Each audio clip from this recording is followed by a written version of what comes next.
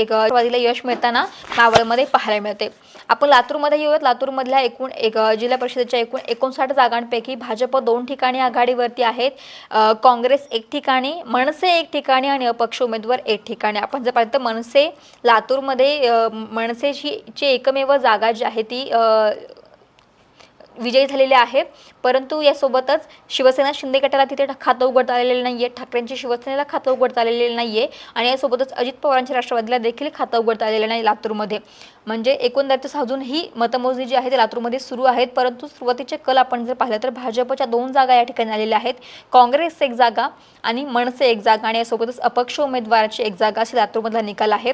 रत्नागिरीमध्ये आपण येऊया। रत्नागिरीमध्ये पक्षीय बलावर आपण जर पाहिलं तर भाजप 56 जागांपैकी भाजप 1 ठिकाणी आहे, शिवसेना शिंदे गट 15 ठिकाणी, राष्ट्रवादी काँग्रेस अजित पवार गट 1 ठिकाणी आणि अपक्ष उमेदवार 1 ठिकाणी असंच आहे आपण म्हणू शकतो।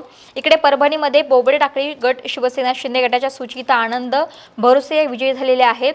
शिवसेनेचे जिल्हा प्रमुख आनंद भरोसे यांच्या त्या पत्नी होत्या सुचिता आनंद भरोसे आणि त्यांचा या ठिकाणी विजय झालेला आहे।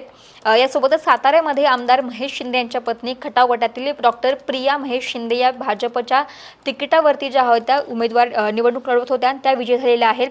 एकंदरीतच आपण धाराशिवचा आपण निकाल पाहिलेला आहे, यासोबतच आपण वेगवेगळे निकाल बघणार आहोत, पण त्याच्यापूर्वी अक्षता